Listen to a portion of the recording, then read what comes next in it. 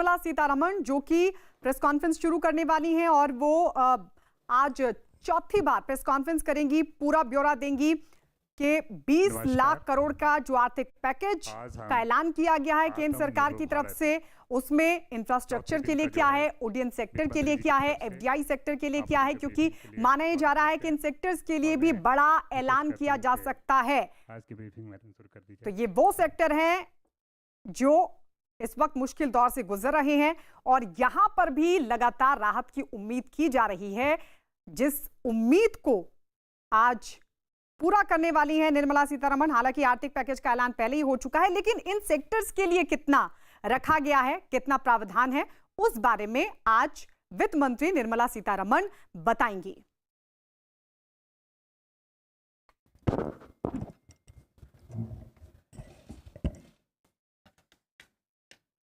नमस्कार।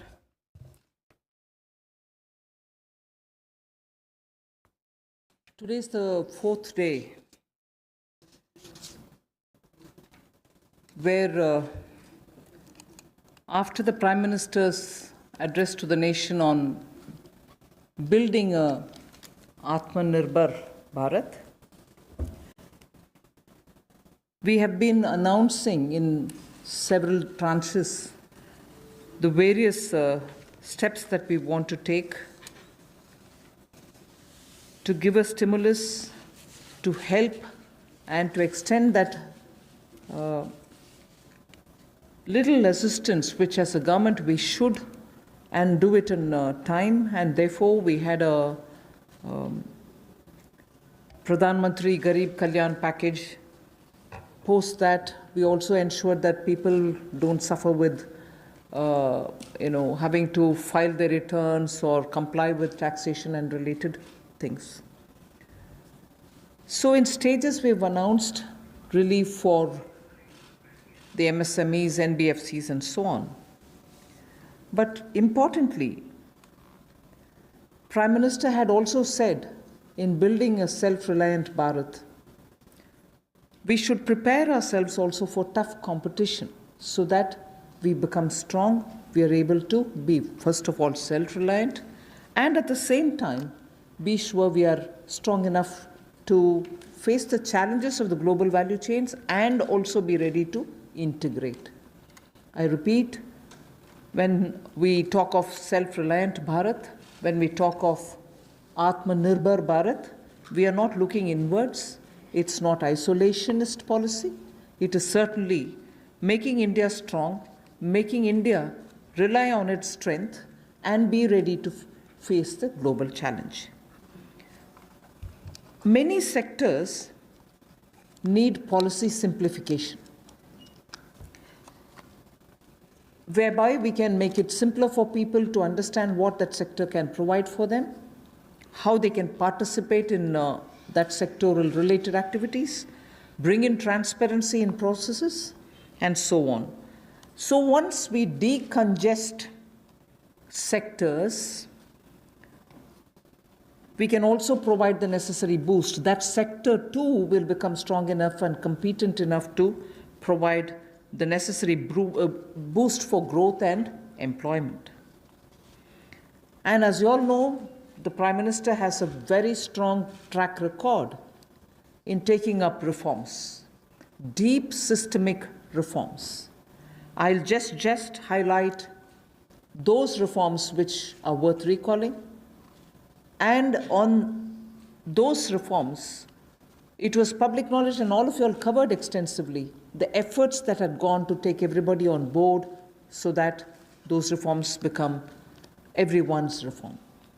DBT, the direct benefit transfer. Today it's become very useful for us to be able to directly give money in the hands of people. GST, which had been pending for a very long time, all states were taken on board and GST brought in one nation, one market. IBC, companies waited for decades to have their insolvency-related matters settled. Limited success was felt through the various other programs, schemes which existed, SARFAESI or BIFR and so on. Then the several steps which were taken for ease of doing business, so that India becomes an attractive destination for investment. You also had the public sector banks reforms, not only just infusing some equity, but also making sure that they become professionally managed, although they are public sector banks, and performing well, but still they needed to have more professionalism. So that was also, and giving independence for them, because that's an area in which I would take extreme pride to say, between 14 until today, you wouldn't have had one phone call going to any one of the banks saying, give this loan to my cousin or my whoever. No cronyism has been developed through the banks. Direct taxation reforms, Revenue Secretary is here. Most unexpected time, the country saw that a drastic step had been taken, drastic but in a favorable sense. Power sector reforms. Udai was a scheme which was brought in with a great sense of wanting to clean up that sector. It has its challenges, but it was a daring reform. Coal sector, and also water and irrigation. There are many such I can list, but Prime Minister Modi has been absolutely consistent in making sure reforms are taken up. So structural reforms are the focus of today's announcements. Today's announcements are focusing on structural reforms. The sectors in which these measures will be impacting are those sectors with these reforms which are going to be the new horizon for growth. And therefore, we see great potential in more investments which can be drawn with the reforms that we are announcing today. More production can be clearly marked, and certainly it will lead to a lot more employment possibilities.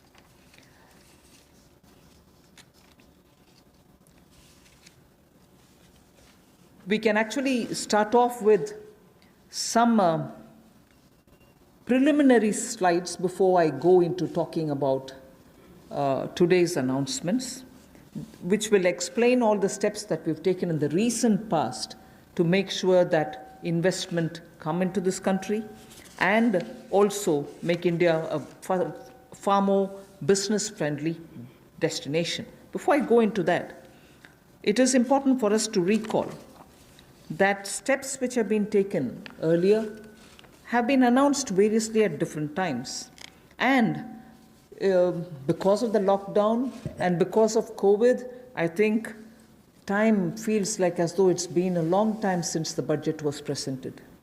It was only presented on 1st February. And just as soon as the finance bill got passed, the Parliament also had to very quickly close for the reasons of social distancing and so on. And just before February, we announced the National Infrastructure Investment Foundation, the fund that was launched. So, and therefore such steps have been taken. Clearly, these are the ones which are going to initiate a lot of things that we want to tell today, and also a lot of things that we want to do towards building an Atma-Nirbhar Bharat. So if we can go to the first slide. The policy reforms to fast-track investments. In the last couple of months, an empowered group of secretaries has been formed who also looked at project development, and project development cells were formed in various ministries. Ranking of states on investment attractiveness is also being worked out. This will make them compete for new investments, and promotion of champion sectors such as the solar PV manufacturing and so on, the advanced cell battery storage research. These kind of activities are also being given a priority.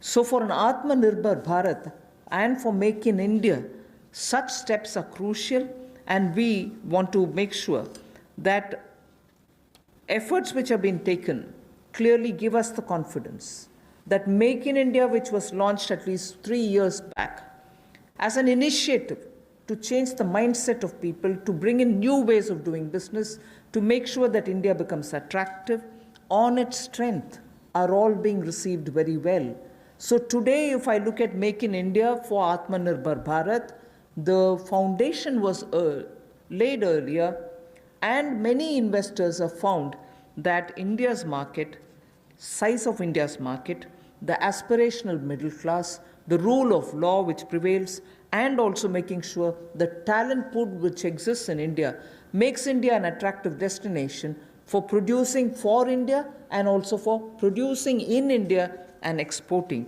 from India. So that is exactly what has been shown here, and incentive schemes are being given for these champion sectors. So we need to clearly understand the purpose with which, when we talk of Atmanirbhar Bharat, it is on all these steps building India's strengths. The next slide would show you that attempts and also efforts have already started for upgradation of industrial infrastructure. I'm saying all this because the reform steps that I'm going to announce will have all these also having a play in the various steps that we are announcing. Upgradation of industrial infrastructure is something which we need to talk about afresh, although industrial infrastructure, industrial land banks, and also clusters have been recognized long time back. But they're all somewhat being utilized, many of them lying unutilized. So now, using technology, we are making sure these land parcels are, through GPS, GIS mapping, are able to be identified, location cleared, their challenges being identified, common facilities which have to be created will all be done. 3,376 industrial parks and estates and SEZs have between them, have among them 5 lakh hectares, all of them mapped as industrial information system can map them for future use.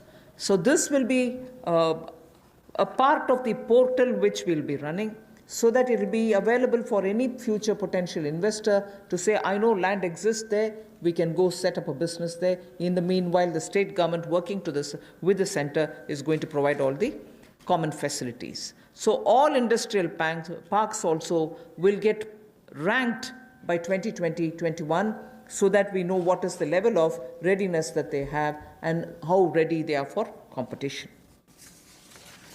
So with this said as a broad introductory statement, I just want to highlight the 8 sectors about which we are going to talk, where reforms are being brought in: coal, minerals, defense production.